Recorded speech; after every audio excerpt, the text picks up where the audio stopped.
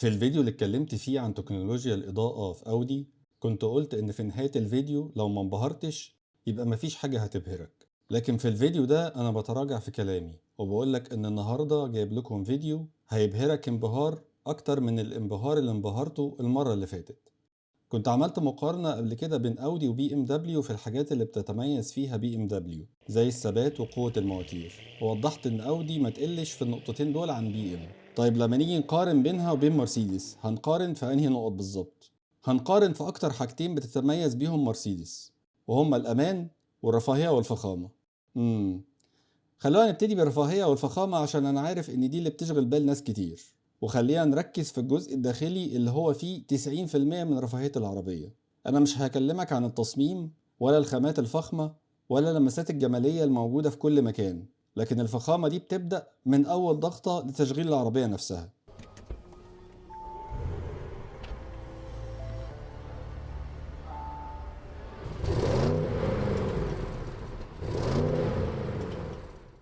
خليني أفضل أكلمك عن التكنولوجيا المحسوسة. مبدئيا كده من الكراسي اللي القعدة فيها قاعدة ملوكي تماما، واللي كل حاجة فيها تحكم كهربائي، من وضعية الكرسي لدعم القطنية حتى مخدع الراس. كل تفصيلة في الكرسي تحكم كهربائي. الحاجة الوحيدة اللي هتبقى يدوية هو الشخص اللي هيقعد عليه. موضوع الكراسي الكهرباء ده عادي مش كده؟ هو عامة ده مجرد فاتح شهية بس للي جاي. العربيات الفخمة بتركز رفاهيتها أكتر على الصف الخلفي للعربية، لأن طبيعي لما يكون عندك عربية زي دي هيكون ليها سواق وانت قاعد ورا. المهم الكرسي الخلفي فيه شوية مميزات كده، تعالوا نستعرضهم مع بعض. بداية عندك شاشة خلفية لكل كرسي بمقاس 10.1 بوصة. المسند الوسطي عبارة عن وحدة تحكم لوضعية الكرسي الخلفي وإمكانياته، والكرسي اللي قدامه كمان. الكرسي الأمامي بيطلع لقدام وظهره بيتفتح بالكهرباء برضه عشان تفرد رجلك عليه وتمدد براحتك. مش بس كده، لا كمان ظهر الكرسي بيكون فيه 8 وسائد هوائية مرتبطين بكمبريسور ووحدة تحكم عشان تعمل مساج لرجلك وانت ممدد وبتتمطع. ظهر الكرسي نفس الشيء، لكن بيكون فيه 18 وسادة هوائية عشان يغطي الظهر بالكامل. فالقصة بالأخير إنك مش بتبقى قاعد عشان تتنقل من مكان لمكان واستلام، لأ أنت بتبقى كأنك قاعد في مركز للمساج. كل العربيات حاليا فيها تكييف، بس مع أودي حتى التكييف مختلف. أودي مش مجرد إنها بتبرد وخلاص، لأ هي بتهتم بجودة الهواء اللي بتوفرهولك، بداية من فلتر الهواء اللي بيخش عن طريقه الهواء نفسه، مرورا بنظام التعطير الداخلي للمقصورة اللي بيديك 4 روائح مختلفة لكل فصل من فصول السنة. حتى شدة ريحة العطر نفسه وتوزيعه في الكابينة تقدر تتحكم فيها، لا وكمان تقدر تستخدم عطرين في وقت واحد مع توزيع كل واحد منهم للجزء اللي هتختاره من الكابينة، إلى جانب وجود ايونايزر عشان ينقي الهواء بشكل أفضل. أخيرا كلكم سمعتم عن التكييف الدول زون اللي بتقدر تتحكم في درجة حرارة منفصلة لكل جانب من جوانب السيارة. هنا بقى في 4 زونز، بمعنى إنك تقدر تحدد حرارة مختلفة لكل كرسي من ال4 كراسي بشكل منفصل. فتحات التكييف نفسها بتقدر تظهرها في وقت الاستخدام وتخفيها داخل التابلو لو مش هتشغل التكييف، بحيث تدي شكل جمالي اكتر للتابلو وفي نفس الوقت تحافظ عليه من التراب. ده على اساس يعني ان في مجال تمشي بعربية زي دي في مكان فيه تراب وكده. من اللمسات الجميلة برضو اللي موجودة في الكراسي الخلفية ان ليها ستاير كهربائية، والجميل اللي فيها انها بتدخل داخل الكرسي وبيتقفل عليها بحيث يبان مكانها انها مش موجودة من اساسه. بالمناسبة أنا بكلمكم عن الحاجات المميزة بس مش بتكلم عن كل الكماليات، لأني لو هتكلم على كل الكماليات هنكون محتاجين فيديو على الأقل ساعة عشان نخلصها كلها. تعالوا بقى نتنقل للرفاهية الخارجية. مبدئيا نظام التعليق الديناميكي اللي موجود في العربية بيخلي العربية في مستوى مرتفع بمجرد ما تفتح الباب عشان تركب لسهولة الركوب، وبمجرد ما بتشغل المحرك العربية بترجع تنخفض تاني عشان تدي ثبات وراحة أكبر.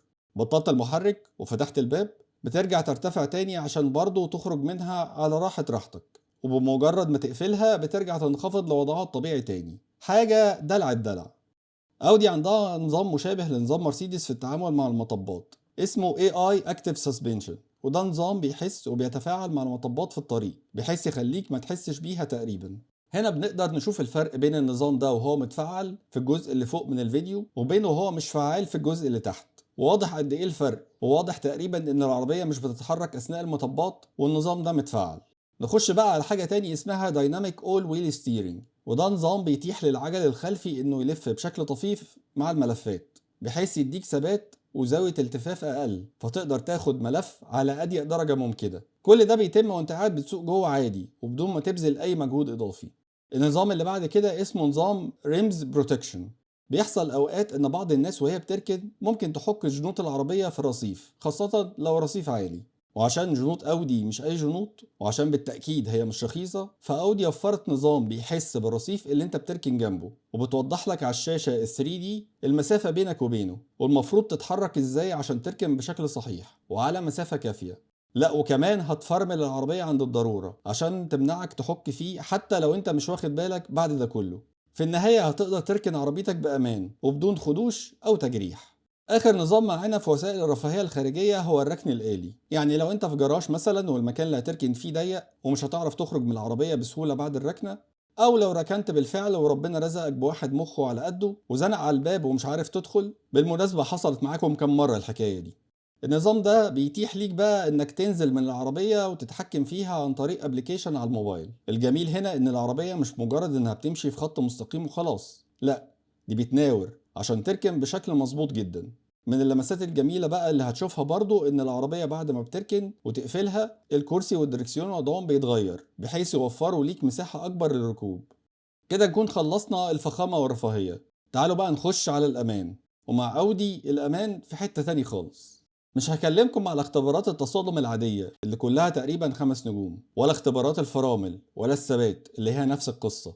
تعالوا نشوف ليفل الوحش فعليا في الأمان. مبدئيا كده العربية مجهزة برادار من الليزر وحساسات التراسونيك أمامية وخلفية وكاميرات 360 درجة، وأخيرا كاميرا حرارية للرؤية الليلية. أودي مع إنها بتوفر نظام إضاءة خيالي مش هتلاقي حد يتفوق عليه في وضوح الطريق، لكن مع ذلك عملوا حساب أسوأ الظروف، إنك ممكن تكون ماشي على طريق مظلم جدا ويظهر قدامك حيوان أو شخص بشكل مفاجئ من جانب الطريق وإنت مش شايفه. الكاميرا الحرارية دي هتظهر لك رؤية ليلية في لوحة العدادات، هتقدر تشوف عن طريقها أي كائن حي في الجزء المظلم من الطريق. بعد كده عندك نظام تنبؤي للحوادث، بمعنى انك لو خارج من شارع جانبي ومش كاشف الطريق من الجنب كويس وفي حد او عربية تاني معدية وانت دايس بنزين وماشي عادي، اودي هنا بتتدخل وبتوقف العربية عشان تمنع اصطدامك بالجسم ده بدون ما تشوف او تتدخل انت باي شكل. بشكل مشابه في نظام حماية من الاصطدام الجانبي، يعني لو انت واقف وفي حاجة هتخبطك من الجنب ومفيش مفر من الصدمة، العربية بترفع الجنب اللي جاي منه الصدمة عشان تبعدك عنها بأكبر شكل ممكن، وكمان بتقفل لك الإزاز لو مفتوح. وأخيرا في نظام مساعد للمناورة في الأماكن الضيقة، وده نظام بيساعدك طول الوقت في تحديد مسار آمن للعربية، وبرضه بيتدخل بشكل إجباري في إنه هو يوقفها في حالة احتمال التصادم. يعني مهما كنت غشيم او مش بتعرف تسوق كويس مش هتعرف لا تحك ولا تخبط العربية دي. ريح دماغك. الفيديو لسه ما خلص. But there is one more thing that I want to talk about. وهي الرؤية المستقبلية للسيارات من أودي، ودي تتلخص في نظام فضائي شوية اسمه أكتيف سفير. حاجة بتنقلك من عالم السيارات المعتاد لمستوى تاني من القيادة لسه محدش شافه. مرسيدس وبي ام دبليو هم كمان بيقدموا أنظمة مشابهة، هبقى أقارن بينهم هم التلاتة في فيديو منفصل إن شاء الله. لكن دلوقتي بعد ما شفت الفيديو ده والحكم ليكم، هل أودي بتنافس مرسيدس في الفخامة والرفاهية ولا لسه مرسيدس بعيد، ولا نقدر نقول إن الروس اتساوت والاختيار بيكون لتفضيلك الشخصي؟